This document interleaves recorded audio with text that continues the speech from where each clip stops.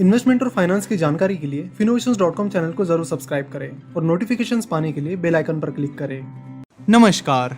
तो आज हम बात करने वाले हैं वोडाफोन आइडिया के बारे में। जब से ये न्यूज आई है कि गूगल वोडाफोन आइडिया में स्टेक खरीद सकता है, तब से वोडाफोन आइडिया की प्राइस पिछले कुछ टाइम में काफी ज्यादा बढ़ी है। तो आज के इस केस स्टडी में हम वोडाफोन आइडिया का कंप्लीट फंडामेंटल एनालिसिस करने वाले हैं। साथ ही ये भी देखेंगे कि वोडाफोन आइडिया फिलहाल किस स्टेट में है और वो आगे चलकर मल्टीबैगर बन सकता है या फिर उसकी हालत और खराब हो सकती है। तो चलो इसे डिटेल में समझते हैं। जब भी हम टेलीकम्युनिकेशन सेक्टर की बात करते हैं तब जियो का नाम जरूर आता है। जैसे कि हम सभी को पता है, जियो ने टेलीकॉम सेक्टर को कम्प्लीटली रिवोल्यूशनाइज कर दिया है। इसलिए अगर टेलीकॉम सेक्टर की बात करते हैं तो इसमें दो पीरियड्स आते हैं। एक जियो आने से पहले का, जिसे हम प्री जियो एरा कहते हैं, और दूसरा है जियो आने के बाद, यानी पोस्ट जियो पीरियड। जियो आने से पहले भारतीय एयरटेल इंडिया का सबसे बड़ा टेलीकॉम प्लेयर था। जियो आने से पहले भारतीय एयरटेल के पास 24.22% मार्केट शेयर था, वोडाफोन के पास 19.16% मार्केट शेयर था और आइडिया के पास 17.01%, रिलायंस कम्युनिकेशन के पास 9.93%, एयरसेल के पास 8.44%, बीएसएनएल के पास 8.26%, टाटा डोकोमो के पास 5.87% और टेलीनॉर के पास 5.03%। उस टाइम वोडाफोन और आइडिया का मर्जर नहीं हुआ था, वो दोनों अलग अलग कंपनीज थी,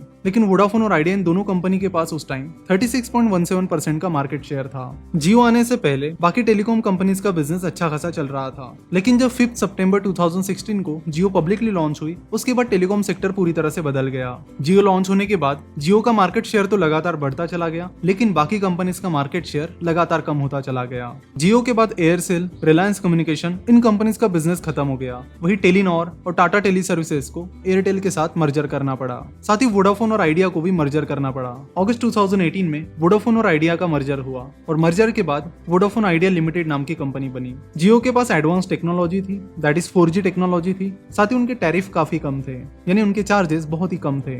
ऐसे में बाकी प्लेयर सस्टेन नहीं कर पाए और जल्दी आउट ऑफ बिजनेस हो गए। लेकिन मर्जर के बाद भी वोडाफोन आइडिया को कुछ खास फायदा नहीं हुआ। उनका कस्टमर बेस तेजी से कम होने लगा। इसका सीधा असर उनके रेवेन्यू और मार्केट शेयर पर होने लगा। अगर हम कंपनी के रेवेन्यू, दैट इज टर्नओवर की ही बात करते हैं, तो मर्जर के बाद यानी अक्टूबर टू दिसंबर 2018 इस क्वार्टर में कंपनी का रेवेन्यू 11,765 करोड़ था और फाइनेंशियल ईयर 2020 के लास्ट क्वार्टर में, दैट इज जनवरी टू मार्च 2020 इस क्वार्टर में कंपनी का टोटल रेवेन्यू 11,754 करोड़ रहा। यानी कंपनी के रेवेन्यू में मर्जर के बाद कोई भी ग्रोथ नहीं हुई है। ऐसा नहीं कि कंपनी ने कोशिश नहीं की। दिसंबर 2019 में जियो ने अपने टैरिफ रेट बढ़ा दिए, जिसके बाद वोडाफोन आइडिया ने भी अपने टैरिफ रेट्स बढ़ा दिए। लेकिन इन बढ़े हुए रेट्स का वोडाफोन आइडिया को कुछ खास फायदा नहीं हुआ। कंपनी को लगा कि रेट्स बढ़ाने के बाद कंपनी का रेवेन्यू अच्छा खासा बढ़ जाएगा, लेकिन ऐसा नहीं हुआ। और इसका मेन रीजन है कि एक साइड कंपनी ने अपने रेट्स बढ़ा दिए थे, वही दूसरी साइड कंपनी का जो कस्टमर बेस है वो तेजी से कम होने लगा। अभी फरवरी 2020 की ही बात की जाए तो फरवरी 2020 में कंपनी ने अपने 35 लाख कस्टमर्स को खो दिया है।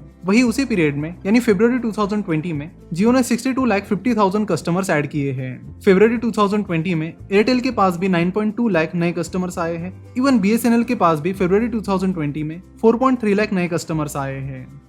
अपनी तेजी से बढ़ रही रफ्तार के चलते जियो का total wireless user base 38.28 crore है, एयरटेल का 32.90 करोड़ है और वोडाफोन आइडिया का 32.55 करोड़ है। जियो आने से पहले आइडिया के पास 19 करोड़ का कस्टमर बेस था, वही वोडाफोन के पास 20.9 करोड़ का कस्टमर बेस था। यानी वोडाफोन और आइडिया इन दोनों के पास कुल मिलाकर दिसंबर 2016 में 40 करोड़ का कस्टमर बेस था, जो कि अब कम होकर 32.55 करोड़ पर आ गया है। आपको बता दूं कि पिछले 4 साल में इंडिया का जो टोटल टेलीकॉम यूजर बेस है वो काफी तेजी से बढ़ा है। वही इसी पीरियड में वोडाफोन आइडिया का यूजर बेस और मार्केट शेयर तेजी से गिरा है। फिलहाल जियो के पास यूजर बेस के अनुसार 32.14% मार्केट शेयर है, एयरटेल के पास लगभग 29% और वोडाफोन आइडिया के पास 28.7% है। अगर कंपनी के प्रॉफिट एंड लॉस की बात की जाए, फाइनेंशियल ईयर 2020 के लास्ट क्वार्टर में कंपनी को 11,643 करोड़ का लॉस हुआ है। पिछले 7 क्वार्टर से कंपनी को लगातार लॉस हो रहा है। पिछले 12 क्वार्टर में सिर्फ एक क्वार्टर में कंपनी को प्रॉफिट हुआ है, बाकी सारे क्वार्टर्स में कंपनी को लॉस ही हुआ है। और ये लॉसेस कोई छोटे मोटे लॉसेस नहीं है, चौंका देने वाले आंकड़े आपको मिलेंगे।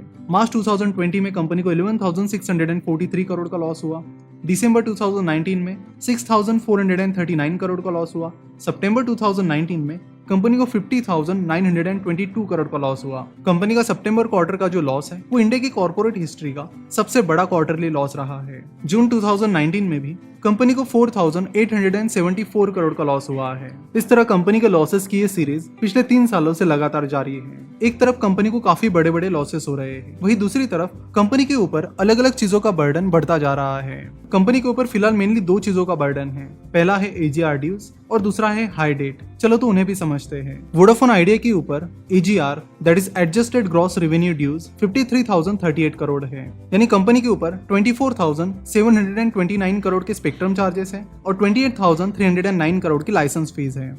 इन 53,038 करोड़ के AGR ड्यूज में से कंपनी ने लगभग 6,500 करोड़ के AGR ड्यूज पे किए हैं और अभी भी कंपनी के ऊपर 47,000 के AGR ड्यूज पेंडिंग है। गवर्नमेंट का कहना है कि वोडाफोन आइडिया को ये AGR ड्यूज तुरंत पे करने होंगे। वही वोडाफोन आइडिया ने सुप्रीम कोर्ट में रिक्वेस्ट की है कि उनके पास इतनी अमाउंट नहीं है, इसलिए उन्हें ये अलाउ किया जाए कि ये AGR ड्यूज के चार्जेस वो इंस्टॉलमेंट में अगले 20 साल तक पे कर सके। अब सुप्रीम कोर्ट वोडाफोन आइडिया को AGR की अमाउंट इंस्टॉलमेंट में पे करने के लिए अलाउ करती है या नहीं, इसकी सुनवाई अगले हफ्ते होने वाली है। इसलिए अगला हफ्ता वोडाफोन आइडिया के लिए बहुत इंपॉर्टेंट है, क्योंकि पहले ही वोडाफोन आइडिया ने और आदित्य बिरला ग्रुप के चेयरमैन मिस्टर कुमार मंगलम बिरला ने कहा है कि अगर सुप्रीम कोर्ट उन्हें इंस्टॉलमेंट में ये अमाउंट पे करने के लिए अलाउ नहीं करती है तो कंपनी का आगे चल पाना बहुत ज्यादा मुश्किल है। अब ये देखना होगा कि सुप्रीम कोर्ट का इस चीज पर रिजल्ट क्या आता है। क्या वो उन्हें इंस्टॉलमेंट में अमाउंट पे करने के लिए हाँ कहते हैं या फिर ना कहते हैं। वैसे ना कहने के चांसेस काफी कम है, क्योंकि वोडाफोन आइडिया के पास फिलहाल उतना पैसा नहीं है वो ये पूरी अमाउंट एक साथ पे कर पाए। लेकिन अगर कोर्ट इंस्टॉलमेंट में AGR की अमाउंट पे करने के लिए मना करती है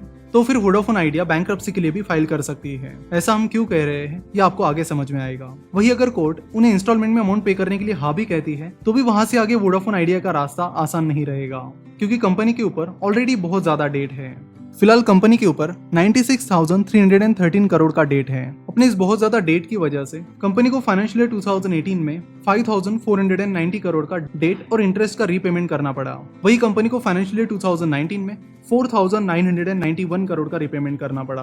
तो अपने इस बहुत ही हाई डेट की वजह से कंपनी की काफी सारी अमाउंट उस डेट के रिपेमेंट और उसके इंटरेस्ट रेट में ही जा रही है। अगर कंपनी का सारा पैसा डेट रिपेमेंट में और AGR ड्यूज में ही चला जाएगा तो कंपनी अपने ऑपरेशन का एक्सपेंशन कब करेगी, ये एक बहुत बड़ा सवाल है। एक और हो रहे बहुत बड़े लॉसेस, दूसरी ओर बहुत बड़ी डेट अमाउंट और उसके ऊपर तेजी से बढ़ रहा है इंटरेस्ट, और तीसरी ओर AGR का पेमेंट। एक बहुत बड़े चक्रव्यूह में फिलहाल वोडाफोन आइडिया फंसी है। इससे बाहर निकलने का कोई आसान रास्ता तो नहीं है, लेकिन 2 रास्ते हैं जो कंपनी को इस चक्रव्यूह से बाहर निकलने में हेल्प कर सकते हैं। पहला है इक्विटी इन्फ्यूजन और दूसरा है हाई बिजनेस ग्रोथ। पहले बात करते हैं इक्विटी इन्फ्यूजन की। फिलहाल वोडाफोन आइडिया लिमिटेड का मार्केट कैपिटलाइजेशन 26,953 करोड़ है, यानी करीब 27,000 करोड़ है, जिसमें से 72% स्टेक वोडाफोन आइडिया के प्रमोटर्स के पास है। तो वोडाफोन आइडिया के प्रमोटर्स के पास जो वोडाफोन आइडिया का 72% स्टेक है उसकी वैल्यू फिलहाल के मार्केट कैपिटलाइजेशन के अनुसार 19,406 करोड़ है। तो अगर वोडाफोन आइडिया के प्रमोटर्स अपना कुछ स्टेक बेचकर कैपिटल रेज करते हैं तो वो कैपिटल भी सफिशिएंट नहीं होगा, क्योंकि उनके टोटल स्टेक की वैल्यू सिर्फ 19,406 करोड़ है। वही कंपनी का सिर्फ डेट ही 96,313 करोड़ है और AGR ड्यूज 47,000 करोड़ के हैं। ऐसे कुल मिलाकर 1,50,000 करोड़ का पेमेंट कंपनी को करना है, और अपने डेट रिपेमेंट में कंपनी जितनी देरी करेगी उतना ही कंपनी का इंटरेस्ट बढ़ता चला जाएगा। अब बात करते हैं हाई बिजनेस ग्रोथ की। पिछले कुछ सालों से कंपनी लॉस में ही चल रही है। तो पहला चैलेंज कंपनी के सामने है कि लॉस मेकिंग से प्रॉफिट मेकिंग बनना, और उसके बाद दूसरा चैलेंज है कि वो प्रॉफिटेबिलिटी तेजी से बढ़ाना। प्रॉफिटेबिलिटी बढ़ानी है तो कंपनी को अपने ऑपरेशंस में और एक्सपेंशन में इन्वेस्ट करना होगा।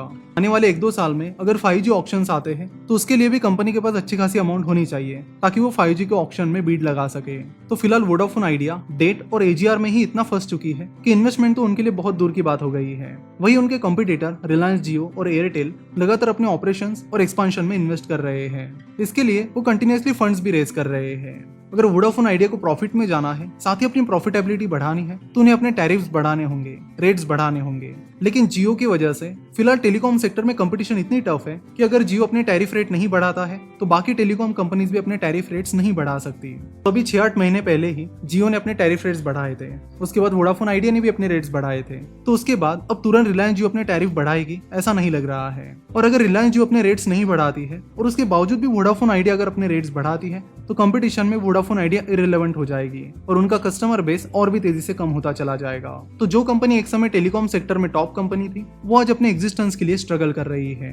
तो कंपनी के इस खराब परफॉर्मेंस की वजह से कंपनी की शेयर प्राइस लगातार नीचे जा रही है। हाल ही में एक न्यूज आई थी कि गूगल वोडाफोन आइडिया में इन्वेस्ट करने की प्लानिंग कर रही है, लेकिन वोडाफोन आइडिया लिमिटेड की तरफ से अभी तक इस बारे में कोई भी कंफर्मेशन नहीं आया है। तो गूगल अगर वोडाफोन आइडिया में इन्वेस्ट करती भी है तो उसका वोडाफोन आइडिया को अपने एग्जिस्टेंस के लिए फायदा होगा। लेकिन अगर ग्रोथ की बात करें तो ग्रोथ फिलहाल वोडाफोन आइडिया से बहुत दूर है और लोगों को कंपनी के नए एस्पेक्ट्स पर ध्यान देने की जरूरत है। आशा करता हूँ कि आपने आज की इस केस स्टडी को काफी एंजॉय किया होगा। जरूर ये केस स्टडी अपने सारे दोस्तों के साथ भी शेयर कीजिए ताकि उन्हें भी वोडाफोन आइडिया के बिजनेस के बारे में पता चले। वीडियो कैसा लगा हमें कमेंट करके जरूर बताएं। साथ ही केस स्टडी को लेकर आपके कोई सजेशंस रहेंगे तो उसे भी कमेंट करके जरूर बताएं। रिसेंटली हमने फिनोवेशंस का इंग्लिश चैनल भी स्टार्ट किया है जिस पर भी हम अलग अलग केस स्टडीज और वीडियोस अपलोड कर रहे हैं। अगर आप इंग्लिश में हमारी वीडियोस देखना और सुनना चाहते हैं तो उस चैनल को जरूर सब्सक्राइब कीजिए।